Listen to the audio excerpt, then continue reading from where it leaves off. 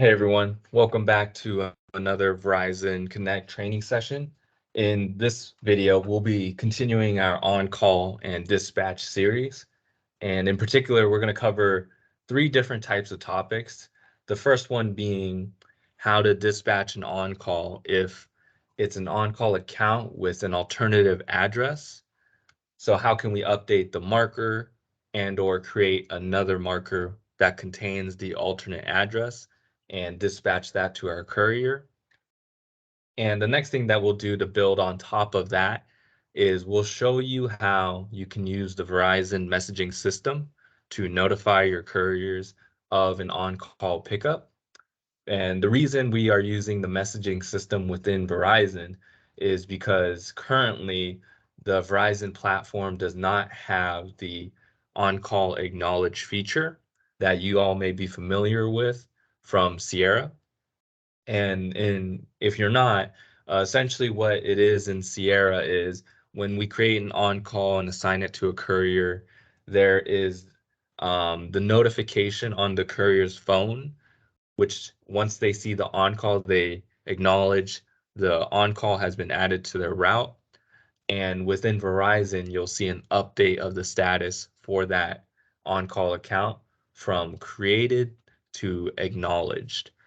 And then that's a way for you as a dispatcher to know that the courier had seen the on-call, was notified of its presence on his or her route, and is aware of it. So currently in Verizon, there isn't an option to acknowledge the on-call addition. So what we're using now is a messaging system in Verizon to give our couriers that extra notice of the on-call. And we'll show you how that works in an example today. The next thing we'll go over after is a brief intro and dive into reporting. And in particular, this will help you answer questions related to specimen count pickup, pickup types, pickup times that you're needing to get in order to, say, close out your tickets. Many times there are instances where you may get an on-call and incident tracking. You've dispatched it to your courier, and sometimes they'll forget to text you what the pickup is for that account. So simply through something we call driver forms, you can get the specimen count, the date of pickup, and the time of pickups to help you close out your on-call tickets. So that'll be the second big thing we'll dive into today. And then afterwards, we'll show you how in dispatch, you can sub your drivers in and out for the day. So if you're, say, a team lead or a supervisor, you're looking at the board and you were notified earlier in the day that one of your couriers was calling in sick and you have to replace him or her with a backup driver. We'll show you how you can do that in the system and how simple it is. It's just a couple of clicks and you'll be on your way to having a replacement driver covering that route. So those are the three big topics for today. The first thing we'll start into is we'll go into our dispatch board and we'll look how to add an on-call and then how to adjust the address if an alternative address was provided. So I'm here in Northern California. I'm in the dispatch scenario dated May 9th. So I'm well in the future just to make sure I'm not affecting anything in present day right now, as we do have routes up and running in California. And just to recap some of the topics we covered last session, when we're looking to add the on-call, we'll go through the create job button here. And in the last recording, we showed you all how you can add an on-call. And the example we used in specific was AL726. And so in this case, we'll go through those steps again. We'll say it's an on-call box. We'll fill out any time windows we need to, and we'll add any notes that we want. In the example, we're okay with the time windows given with this on-call box, and we don't need any special notes to add to this account. So we'll go ahead and we'll save it. And you'll see, of course, that my map focuses in on where the unassigned on-call was created. But in the example that we're talking about today, we want to say that this account actually has an alternative location that needs to be serviced. So if I hover over the unassigned job, you'll see that the current address is at 1375 East 2nd Street in Benicia, California. And let's say we get a ticket, it actually has an alternative address in Campbell that needs to be picked up. What are we supposed to be doing now in order to adjust this? So again, we can isolate this unassigned on-call.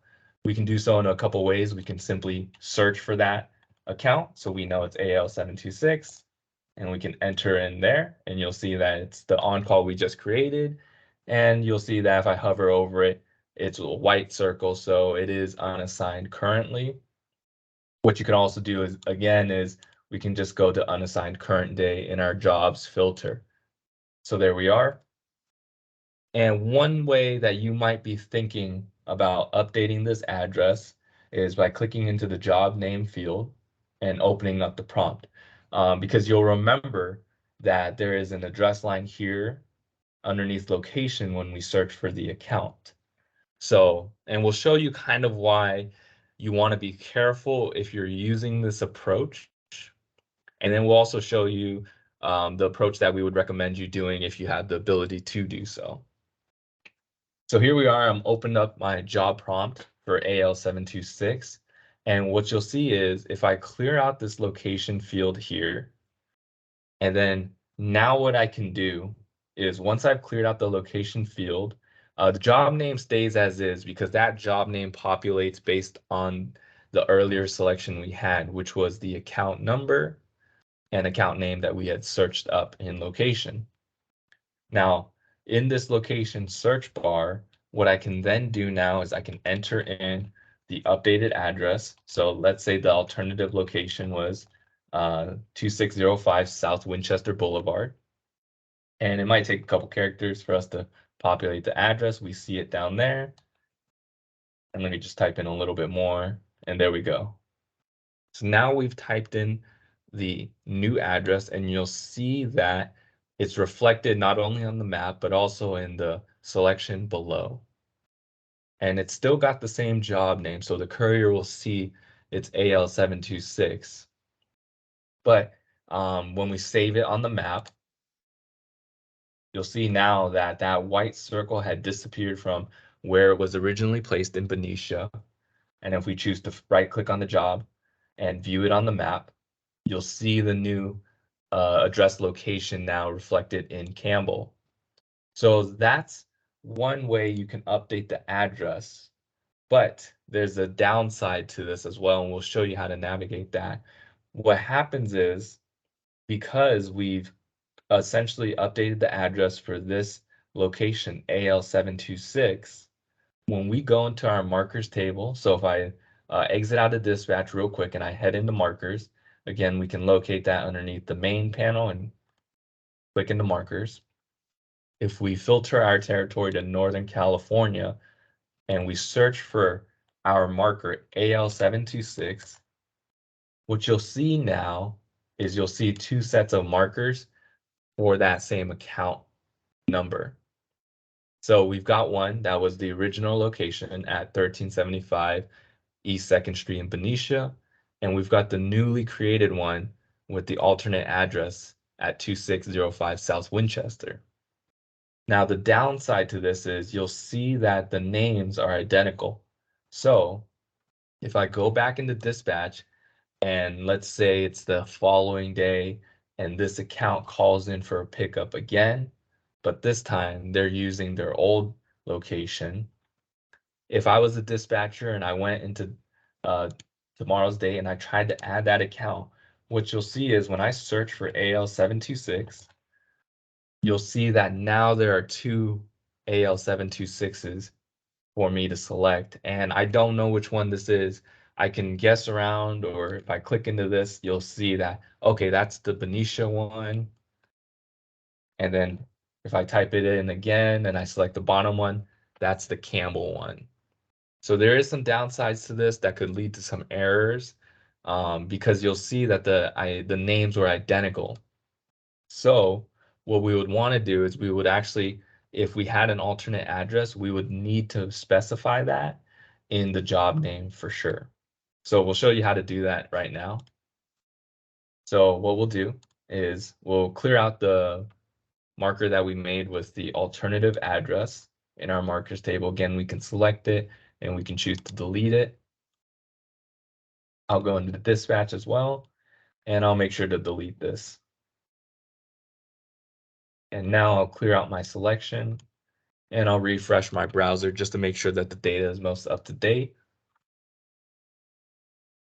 And now I'm back in dispatch. Now let's go through that example again, but now let's make sure we label everything properly. So we'll search up AL726. We see that it gave us the original account in Benicia.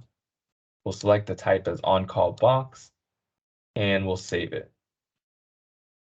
Now, again, I want to locate that account and I want to make my address updates and make sure that I specify and label that this is an alternative address. So what I can do up here is within the job name, I'll then add alternative address clearly at the top so we can see that, the courier can see that as well. And then I'll clear this location field out and I'll search up that alternate location.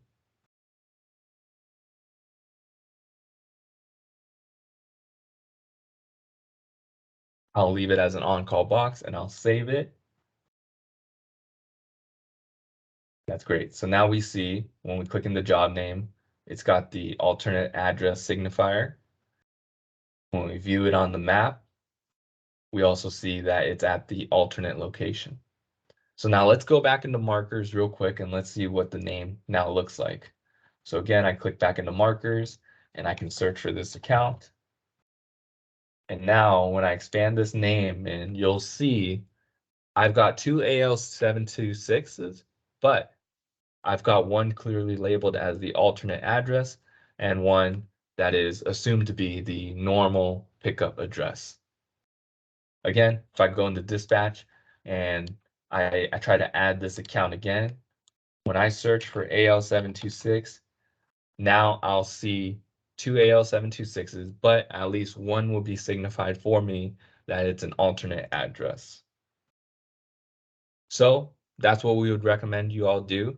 If you do have an account that exists, but that they have an alternate address that needs to be picked up for the day, or maybe infrequently, maybe once a month, they tend to use that alternate address. What you can do is initially you can add the account and then you can go through the steps that we did to edit the address location.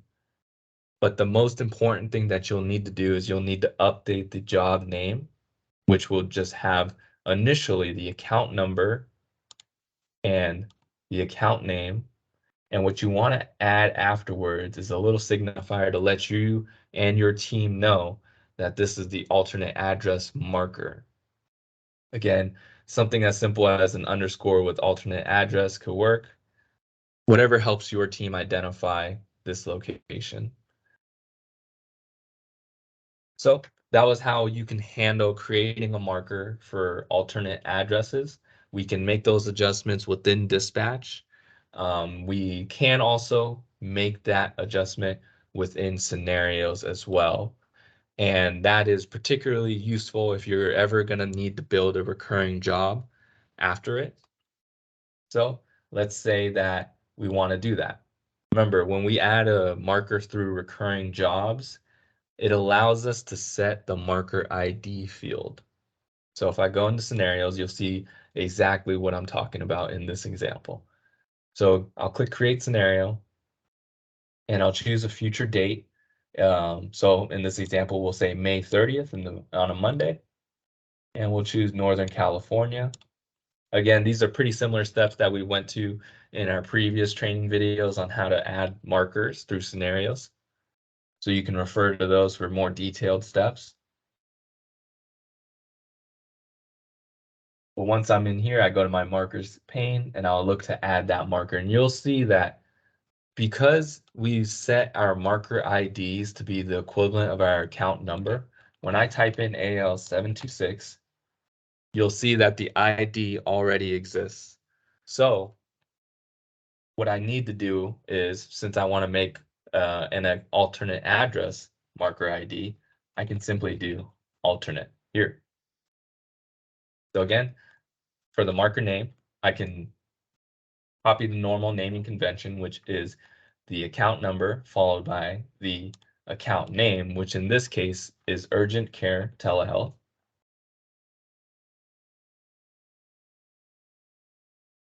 And then I can also follow it with alternate. Again, just letting my whole team know what this new address is. And now we can search up that alternative address.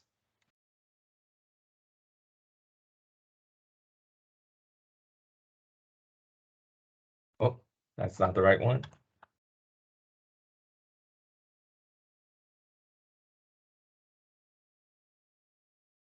There it is. Oh, still not selecting. Sometimes it takes a couple entries.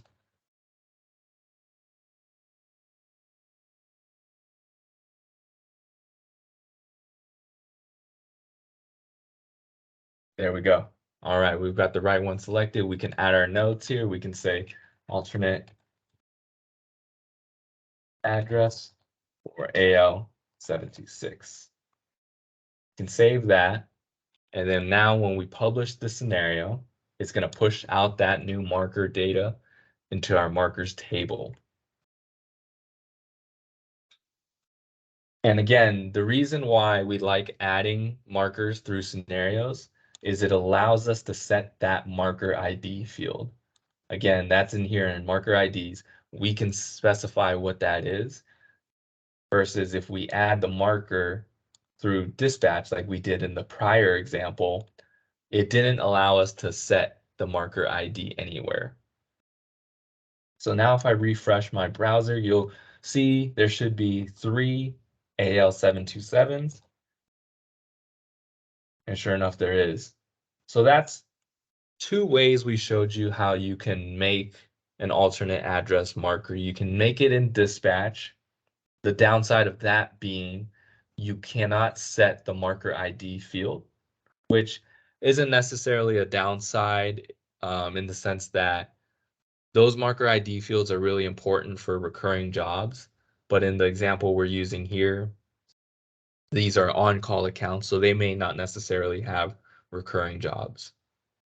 So the second example we showed you was how to create a marker in scenarios with an alternate address, and it allows you to set your marker ID field.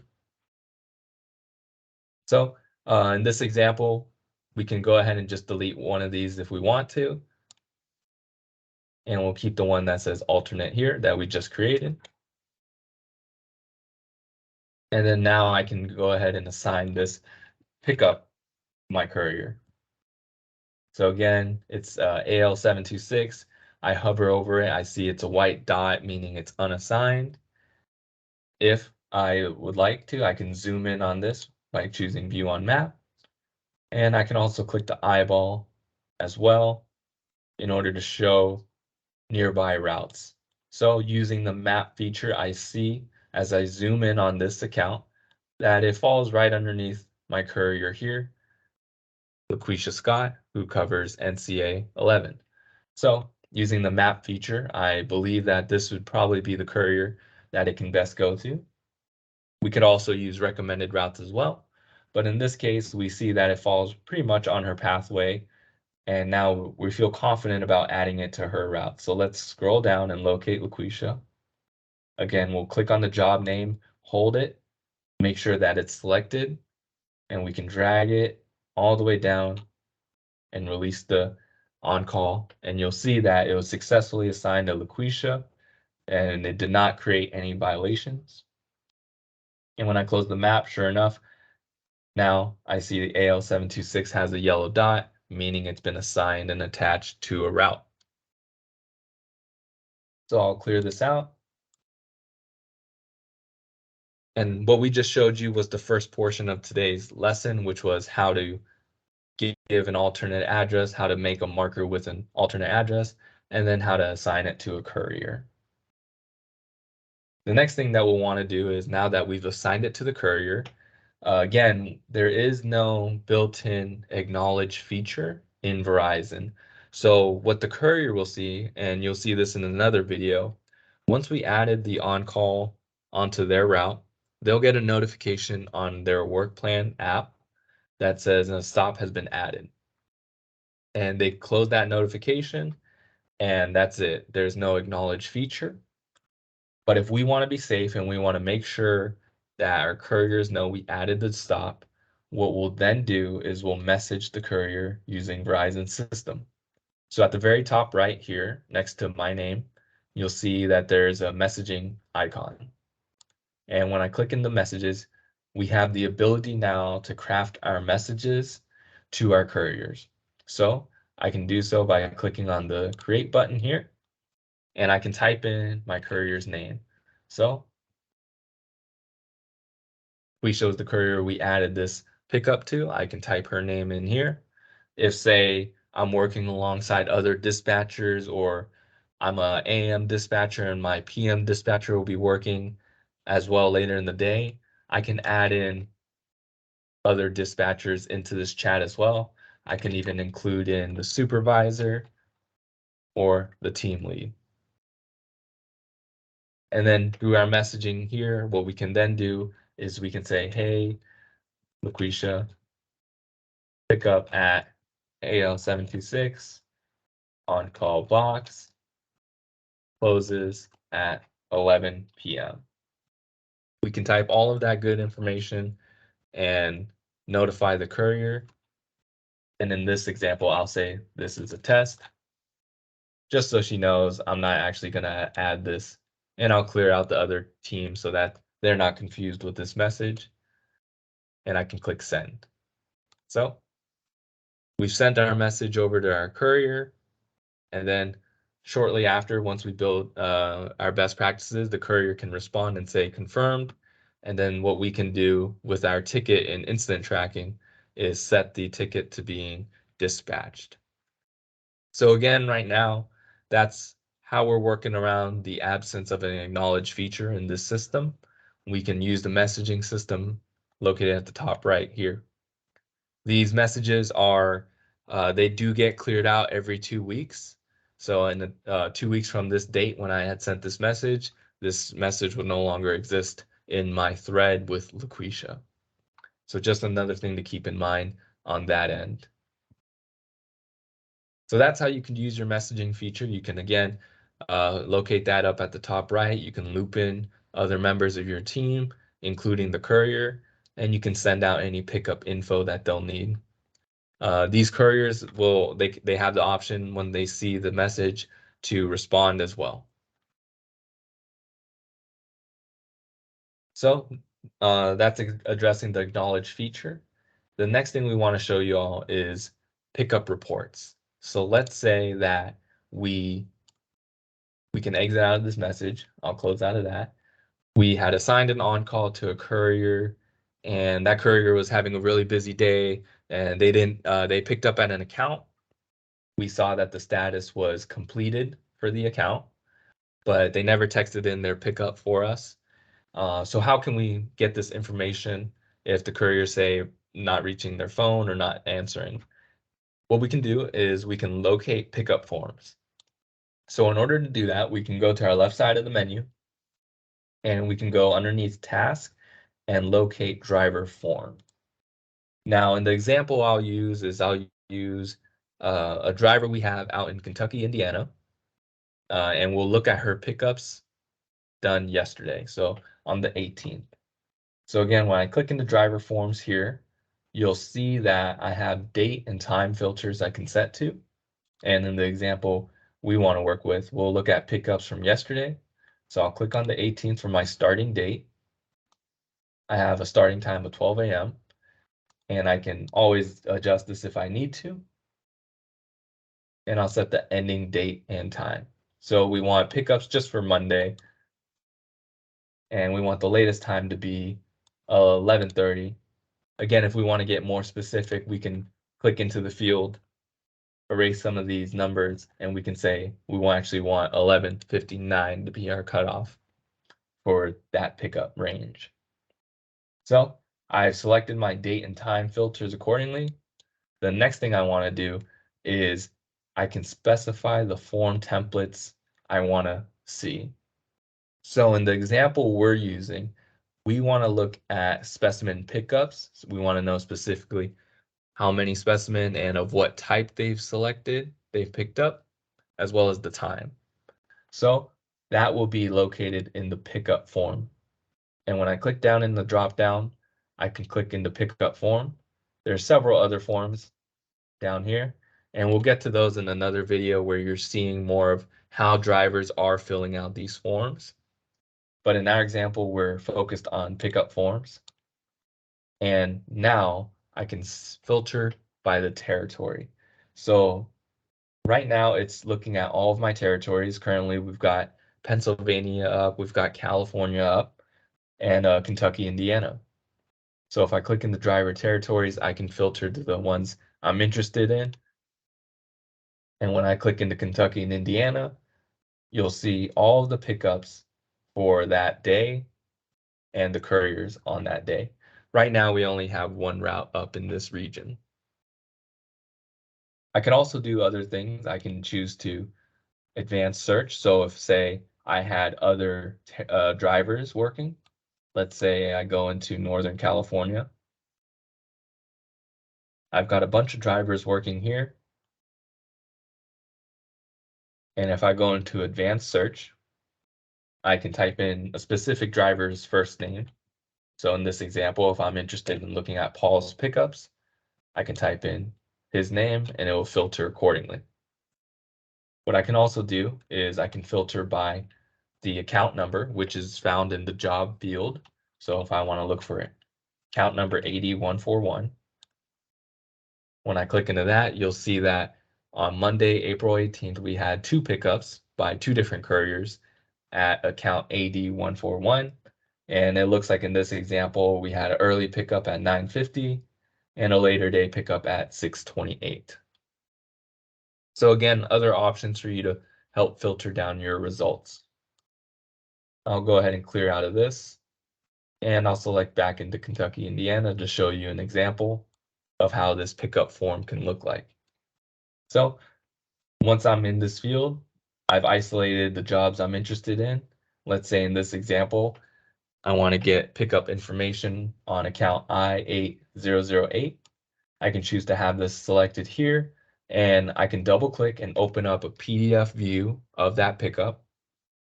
So when I double click, it's going to open up a new tab for me with a PDF view of the pickup form. So you'll see here that it's got basic information such as the date of the pickup, the type of the pickup. So in this one, it's a routine box. And if we scroll down, this is kind of where we'll get the meat of our information. And in specific, you'll see the breakdown of specimen type with the specimen count.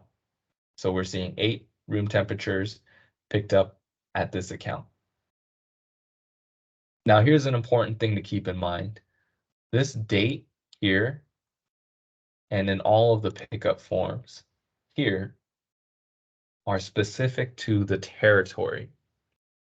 And so Indiana is on the East Coast, and if I look at my personal user settings here at the very top right, you'll see that my user settings are actually set to Pacific time. So all of these times, and this is just specific to forms. Dispatch is different, and I'll show you what I mean. So if I go into dispatch, and if I go to yesterday's date, and I go to Kentucky, Indiana,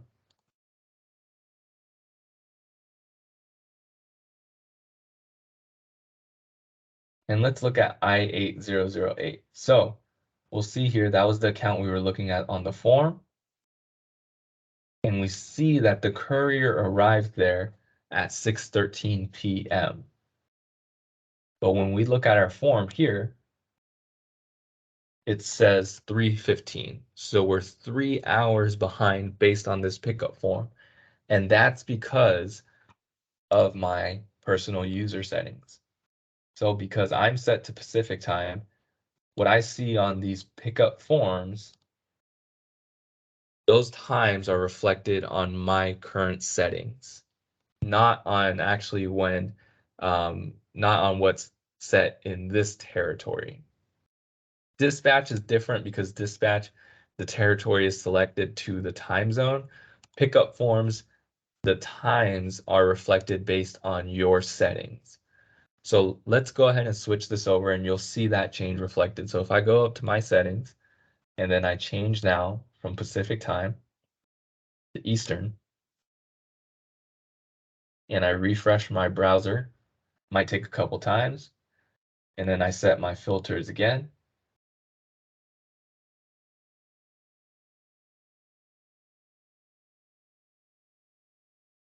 Making sure to select my territories. Now you'll see these pickup times, I8008, it's closer, 6:15, to what is the completed time in dispatch. So now this is the true time relative to that territory. So if I was in part of routing or a team lead, or I had to investigate other territories for pickup information, I need to keep in mind the territory I'm working in and my personal settings. So my personal settings, once I've adjusted to Eastern time, you'll see now when I click into the pickup form, the pickup submission time is reflecting that specific setting. So just another thing to keep in mind if, say, you're working on the East Coast and you're investigating some pickups that happened on the West Coast or even in Central Time, make sure your settings are changed when you're investigating in the driver forms. So that's one way where you can investigate pickup counts for specimen. Now, if you say needed the total pickup count for the day, you can do a mass export of this as well. So we'll stick into this example here, and what I can then do is I can click here at the very top left, and that's going to select all of my entries. Now I have the option to export, and when I click on export, I will choose to export as the CSV format. I'll click on OK.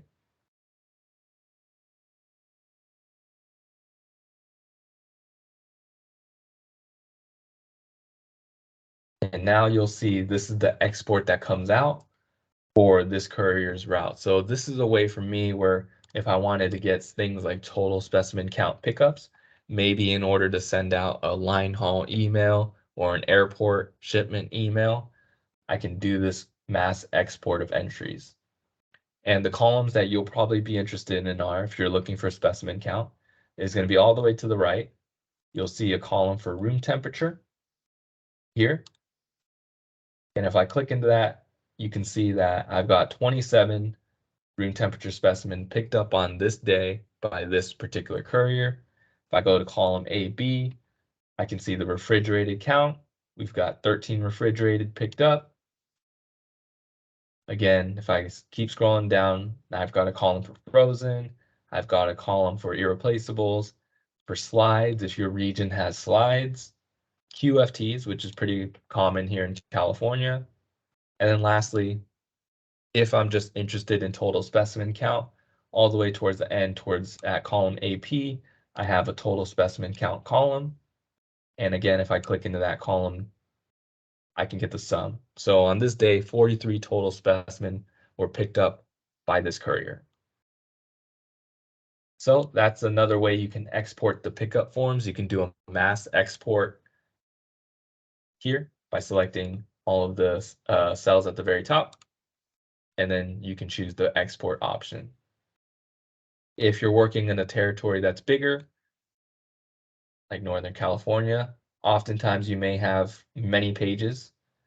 You can always adjust how many entries are shown on each page. In this case, 50 is the max, and we've got 4 pages worth of info. If I click at the very top and choose to export, I can either choose to export all the forms across all the pages or just the form on this first page. Up to you. Make sure that you do have CSV selected so that if you are looking for something like an Excel file where you can do a quick summary, it'll export correctly. So those are driver forms in a nutshell. Again, the main thing to keep in mind is that you're selecting appropriate filters. You're looking for the pickup type, the pickup form as the form template. And that, most importantly, if you have to investigate other regions, you're changing your personal user settings to reflect that territory.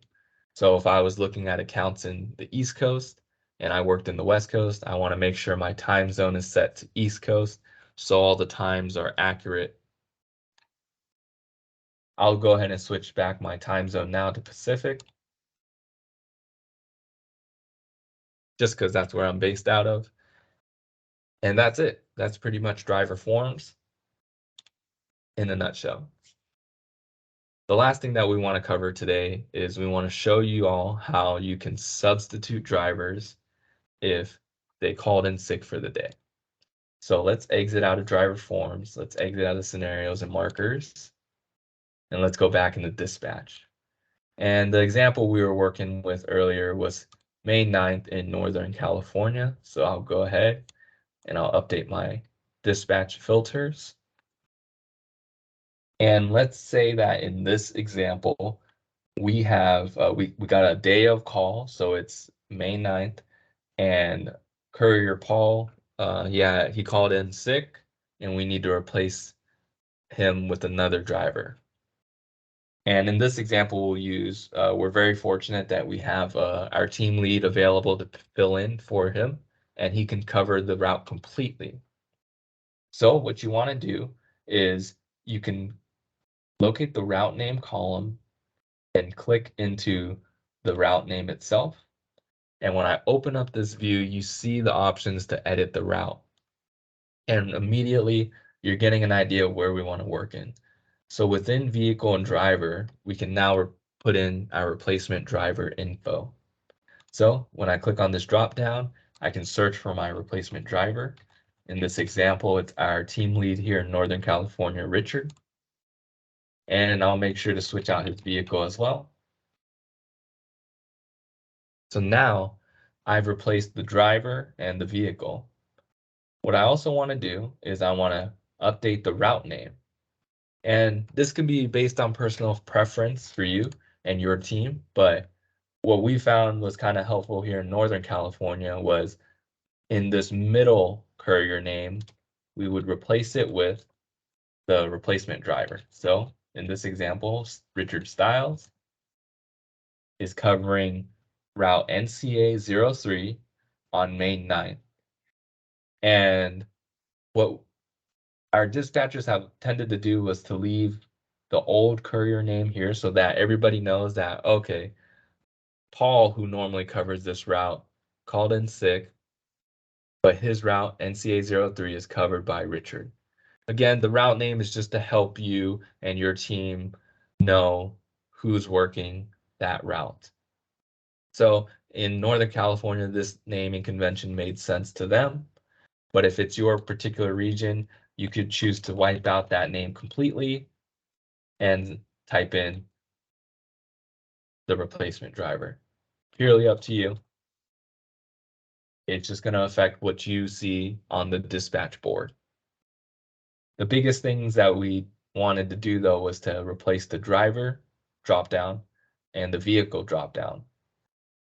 Next up is if that driver was starting at a different location, you can make those changes here. So in this example, Paul actually started his route out of San Jose Hub and ended his route at the San Jose Hub. But let's say that in this example, Richard, he works elsewhere. His starting location is separate. So we can make those changes here if we need to. He's starting at a remote location, whatever. Or we can set it back to the local hub if he needs to come in. So again, we're replacing our driver and our vehicle. And in this start and end depot, we can choose HQ markers that signify where the courier will start and end their day. And what you'll see here is once we replace Richard, he's going to inherit the shift that is associated and tied with Paul. So we don't have to make any changes if we don't need to. Richard knows that he would be working Paul's shift, and Paul normally starts at 9 a.m. So again, all we needed to do was replace the driver and their vehicle and rename our route in a way that makes sense to our team. So I'll save it. And when I scroll down, you'll see here that now Richard is covering Paul's route and his vehicle is reflected in the change we made. And you also see some violations here, and those violations come because of a missing driver required tag. Not the biggest deal for us because we know this is a replacement driver. So that's how you can replace a driver for the day in dispatch. If you just receive short notice, you would go to route name, click into the driver, and switch out the driver and vehicle and rename. So those were the big topics we wanted to cover today in this second dispatch and on-call training video. We showed you how you can add an on-call with an alternate address. We showed you how you can use the messaging system to notify your couriers of any pickups. And we showed you how you can use driver forms to research the specimen count and pickups, as well as the pickup times. And lastly, we showed you how you can substitute out your drivers for the day.